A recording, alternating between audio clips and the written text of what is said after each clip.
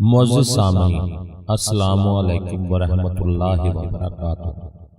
آج ہم آپ کو موسیٰ علیہ السلام اور جادوگروں کے درمیان جتنے بھی واقعات ہوئے وہ آپ کو اس ویڈیو میں سنائیں گے۔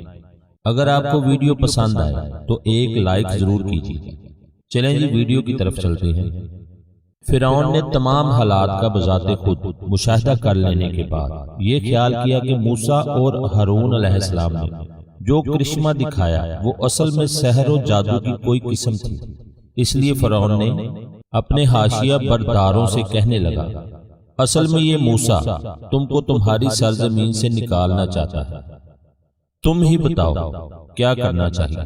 علماء کہتے ہیں فرعون نے جب اللہ تعالیٰ کی قدرت کا مظاہرہ موسیٰ علیہ السلام کے ہاتھ میں اور ان کے عصا میں دیکھا تو کہنے لگا، میرا خیال ہے کہ ہم لوگ موسیٰ علیہ السلام پر اسی صورت میں غالب آ سکتے ہیں جب ان کی طرح کا کوئی شخص لائے۔ چنانچہ اس نے بنی اسرائیل کے چند لڑکے پکڑے جن کو غرقہ کہا جاتا ہے، اور ان کو اسی طرح سحر و جادو کی تعلیم دلانے لگا جیسے چھوٹے بچوں کو مکتب میں باقاعدہ تعلیم کے لیے بھیجا جاتا ہے۔ چنانچہ ان کو خوب جادو کا فن سکھایا۔ پھر فرعون نے موسیٰ علیہ السلام سے ایک دن کا وعدہ کر لیا اور کہا، اے موسیٰ تم جادوگر ہو، میں نے بھی تہیہ کیا ہے کہ سب لوگوں کے سامنے تمہاری حقیقت کا انکشاف کرو۔ کچھ ہی دنوں کے بعد ہمارے جادوگر آ جائیں گے۔ موسیٰ علیہ السلام نے جواب دیا، تمہارے ان جادوگروں سے کب ملاقات ہوگی؟ فرعون نے کہا، عید کے دن کا وعدہ رہا، کیونکہ وہ بہار کا دن ہوگا۔ اس دن سب لوگ جمع ہوں گے، لوگ اس دن کے چاشت کے وقت ضرور پہنچ جائیں گے۔ اے موسیٰ یہ ہے وعدہ کا وقت۔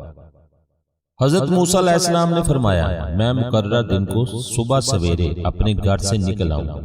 یہ کہہ کر حضرت موسیٰ علیہ السلام فرعون کے محل سے باہر تشریف لے گئے۔ ادھر فرعون کے کرندے اپنی اپنی سواریوں پر سوار ہو کر مصر کے گرد و نواح میں تیزی سے پھیل گئے، اور دوسرے دن تمام مصر میں اعلان کرنے لگے، مصر کے تمام ماہر جادوگروں کو چاہیے کہ وہ ایک عظیم کام سر انجام دینے کے لیے فرعون کے محل میں پہنچ جائیں۔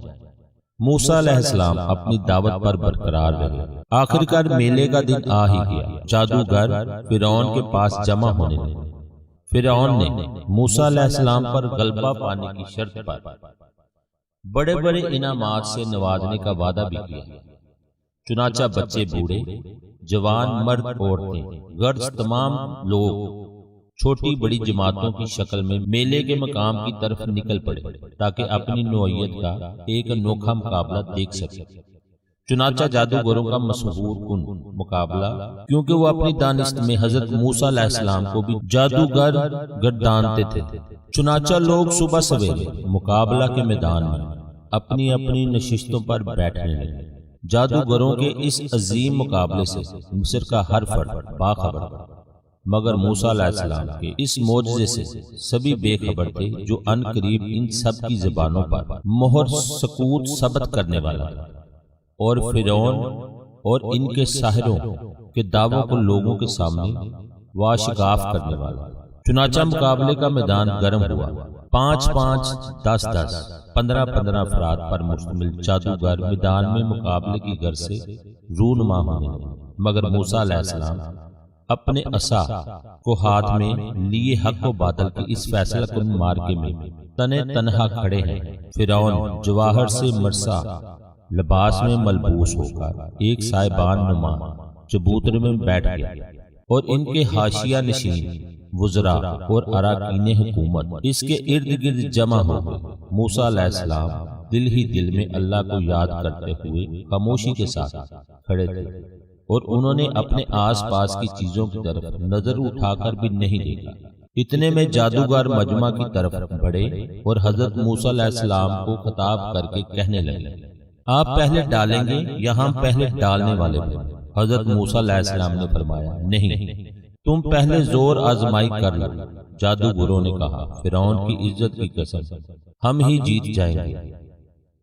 موسیٰ علیہ السلام نے جواب میں فرمایا، تمہارا ناش ہو، اللہ تعالیٰ پر افطرا مت باندھو، ورنہ اللہ تعالیٰ تمہیں سخت عذاب میں مبتلا کرے گا۔ اسی اسنا میں حضرت موسیٰ علیہ السلام نے پیچھے مڑ کے دیکھا تو جبرائیل امین علیہ السلام ان کے دائیں جانب تشریف فرما اور فرما رہے ہیں، اے موسیٰ، اللہ کے دوستوں کے ساتھ نرمی کا برتاؤ کرو۔ حضرت موسیٰ علیہ السلام دل ہی دل میں خیال کرنے لگے، یہ اللہ کے دوست کیسے ہو سکتے؟ یہ تو جادوگر ہے، دین فرعون کی مدد کے لیے آئے ہیں۔ یہ خیال کر ہی رہے تھے کہ حضرت جبرائیل علیہ السلام نے دوبارہ فرمایا، موسیٰ، اولیاء اللہ کے ساتھ نرمی برتو۔ یہ لوگ اس وقت سے عصر کی نماز تک ہمارے پاس ہیں، عصر کی نماز کے بعد سیدھے جنت میں جائیں۔ جادوگروں کی تعداد کے متعلق مختلف اقوال ہیں، ساحروں کی تعداد کے متعلق مختلف آراء ہیں۔ کعب کہتے ہیں وہ 12,000 تھے، ایک اور عالم کی رائے کے مطابق 30-40 کے درمیان۔ اکرمہ کے بقول ان کی تعداد 70,000 ہے۔ ان سب اقوال کو جمع بھی کیا جا سکتا ہے۔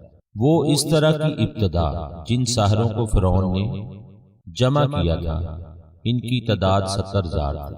ان میں سے 7,000 ماہر جادوگر کو منتخب کیا، پھر ان 7,000 ماہرین میں سے 700 کو چنا گیا، پھر 700 میں سے صرف 70 کا انتخاب کیا، جو ان تمام کے بڑے اور استاذ العقل تھے۔ ان کے سربراہ کا نام بقول بعض شمعون اور بعض کے نزدیک یوحنا تھا، اور یہ بھی کہا گیا ہے کہ ان 70 میں سے بھی سب سے زیادہ کامل وہ بھائی تھے جو مقام سعید کے باشندے تھے۔ بہرحال جب موسیٰ علیہ السلام نے ان سے فرمایا، اے کم بختی کے مارو، اللہ پر جھوٹ افطرا مت کرو، کبھی خدا تعالیٰ تم کو کسی قسم کی سزا سے بالکل نیست و نابود ہی کر دے، اور جو جھوٹ باندھتا ہے وہ ناکام رہتا ہے۔ تو ساحرین آپس میں خفیہ گفت و شنید کرنے لگے اور ایک دوسرے سے کہنے لگے کہ یہ کسی ساحر کا کلام تو نہیں لگ رہا۔ اسی کو اللہ تعالیٰ نے یوں بیان فرمایا ہے، پس جادوگر باہم اپنے رائے میں اختلاف کرنے لگے اور خفیہ گفتگو کرنے لگے۔ جادوگروں نے کہا، سو اب ہم تمہارے مقابلے میں ایسے ہی جادو لاتے ہیں۔ یہ کہہ کر ساحروں نے اپنی لاٹھیوں اور رسیوں کو پھینک دیا تو پورا میدان چھوٹے بڑے سانپوں اور اژدہوں سے کھچا کھچ بھر گیا، جو ادھر ادھر انتہائی تیزی سے بھاگ رہے، کیونکہ جادوگروں نے بد نظری کر رکھی اور ماہرانہ انداز سے جادو کر کے لوگوں کو حیرت زدہ کرنے کی از حد کوشش کی گئی۔ اس عجیب اور محصور کن منظر کو دیکھتے ہی تمام لوگ اپنی کامیابی پر خوش ہونے لگے اور بغلیں بجانے لگے، اور فرعون بھی خوشی سے ہنس پڑا اور اسے موسیٰ علیہ السلام پر غالب آنے کا یقین آ گیا۔ حضرت موسیٰ علیہ السلام نے جب یہ عجیب منظر دیکھا تو ان کے دل میں خوف سا پیدا ہوا، اور حضرت ہارون علیہ السلام بھی ان کے پاس کھڑے تھے اور ان کی بھی یہی کیفیت، مگر اس وقت یہ آواز آئی، تم ڈرو نہیں، تم ہی غالب رہو، اور یہ تمہارے دائیں ہاتھ میں جو ہے اس کو ڈال دو، اور انہوں نے جو کچھ بنایا ہے یہ سب کو نگل جائے گا۔ یہ جو کچھ بنایا ہے جادوگروں کا سانگ ہے، اور جادگر کہیں جاوے کا مقام نہیں ہوتا۔ چنانچہ اللہ تعالیٰ کے اس اطمینان دلانے پر موسیٰ علیہ السلام مطمئن ہو گئے اور ان کا خوف دور ہو گیا۔ انتہائی اطمینان کے ساتھ ہاتھ اٹھایا اور عصا کو اچانک ان کی طرف پھینک دیا۔ عصا کا زمین پر پڑنا تھا کہ ایک عظیم معجزہ کا ظہور ہوا۔ وہ انتہائی سریع الحرکت اژدہے کی صورت اختیار کر گئے اور اچانک سانپ نما رسیوں اور لاٹھیوں پر حملہ آور ہوا، اور ان سب کو ایک ایک کر کے نگلنے لگے، اور اس نے انتہائی خوفناک انداز میں تمام سانپوں کو ختم کر دیا۔ چند سیکنڈ میں میدان لاٹھیوں اور رسیوں سے خالی ہوا۔ پھر وہ اژدہا انتہائی ادب کے ساتھ موسیٰ علیہ السلام کی طرف آیا۔ موسیٰ علیہ السلام نے اس کی طرف ہاتھ بڑھایا تو وہ دوبارہ اپنی اصلی صورت میں آ گیا۔